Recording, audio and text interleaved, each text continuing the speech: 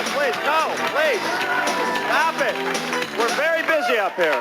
Stop. We're very busy. No more autographs. Please, no more we're autographs. very busy. We're working right now. Ladies and gentlemen, that's Steve. And that's Leo. That's how we got the name for our show. No, we're very busy. Please, okay, stop. Please, no more autographs. We're going to start out with some simple impressions. We each do a great impression. So the one I'm going to do I know is good because I do it for my 3-year-old son, and you just can't fool a 3-year-old. This is Grover from Sesame Street. And please, try not to rush the stage, especially you guys out there, all right? Grover from Sesame Street.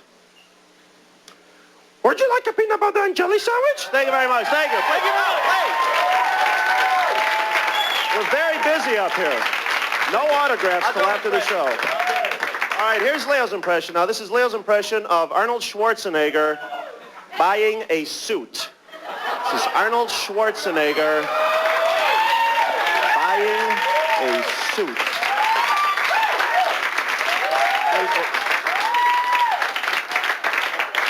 This one looks fine. There you go, Arnold buying a suit. No, please. We're awfully busy. What else can we tell you? They stopped you from smoking because you were That's okay. smoking. You really shouldn't smoke. You shouldn't smoke, and I'll tell you why, ladies and gentlemen, because it leaves those little indentations on your nose. No, that's from glasses. All right, anyway, apparently there's some reason you shouldn't smoke. Ladies and gentlemen, the international language of balloon animals. Everyone loves balloon animals. A real crowd pleaser. No one does it like Leo. Balloon animals. There you go. A little field mouse for you, sir. Isn't that nice? Balloon animals. They're so wonderful. Oh, a Snoopy dog. A Snoopy dog. The octopus. It's a bit involved. This is the octopus. You're going to like this. I'll hold it. A red balloon, ladies and gentlemen. The octopus. There you go. And this one is? They always see green. We don't know why. All right. And finally, blue one again. The octopus. Balloon animals.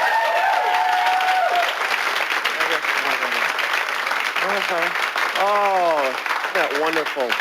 So do we have a lot of fans here of public television, don't we? Oh,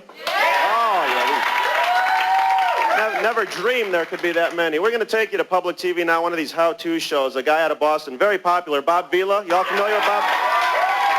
Let's tune in. Well, hello, everybody. My name is Bob Vila. Welcome to another episode of This Old Piece of Paper. Thank you very much. A show where we take old pieces of paper, we show you how to restore them so that, well, boy, you could hear Norman over at the workbench working at it. So why don't we go over and see what he's up to? Norm, how you doing? Hi, Norman. Oh, hiya, Bob. Hi, Norm. Why don't you show the folks a piece of paper we found last week? Okay, Bob, here's a piece of paper we found last week. If you notice, it was pretty much ripped right in half, and it had some pencil marks on each side. Pretty much garbage for most people. That's right, Bob. What's the first step in the restoration process? Safety goggles. Always remember your goggles, please. Very important. Quite important. Now, once you get the goggles on, what are we going to do first? Okay, now, before you try to bond the paper, that's the fun part. What you want to do is you want to get rid of those pencil marks first. And to use that, we use a what? It's called a pliable eraser, an eraser. Bob. Now, don't rush out and buy those in stores, because there's one right at the end of my pencil, all right? Now, sometimes you pick up these pencils, you're not sure which is the eraser end. Norm, show them the test we came up with, Here's okay? a Bob and I device. We pick up the pencil, randomly select one end to do the test on. I'm going to try to test on this end here, Bob. All right, I got an end set up. Here's what I do. I take that end that I chose, I just start poking it against my face. All right. Bob, I know that was a leaded end right away. Why? Because it punctured my skin, Okay, Bob. so if the end you pick makes any kind of a... Are you okay? I'm okay, Bob. It shouldn't hurt. Really, if it festers, it'll bounce off on the other side. Now, how do you go about using that, okay? Real simple. With the eraser and in your hand, just start thrashing it along the pencil marks. So in other words, you're just rubbing wherever you see a pencil mark. That's right, Bob. Oh, Norman, here's a question I've been meaning to ask you all week now. Do you have to rub up here on the top of the page where there is no pencil mark?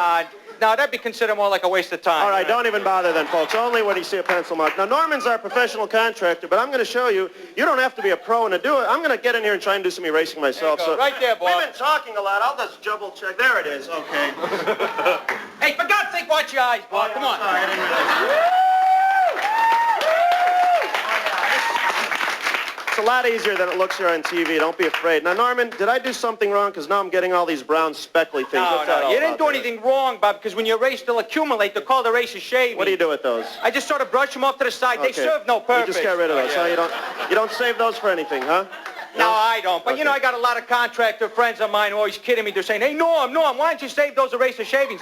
Because they make for good insulation. But look, it would take you years. Oh, yeah, you know, throw just, those out then. Don't even bother. Now, to bond the two sheets together, all right, we've run out of time for this week's show. We'll get to the bonding process next week. Also next week, a very big show. We'll be taking staples out of the corners. Now, when you do that, oh yeah, please, you're going to be left with two small holes. You must have an oxygen mask ready because we fill those holes in with a very toxic chemical substance. This is a known carcinogen. It's called, I forgot what it's called. What's that again? Whiteout. That's it. Until then, my name is Bob Vila. I'm Norman. This old piece of paper. Thank you very much, folks. Thank you.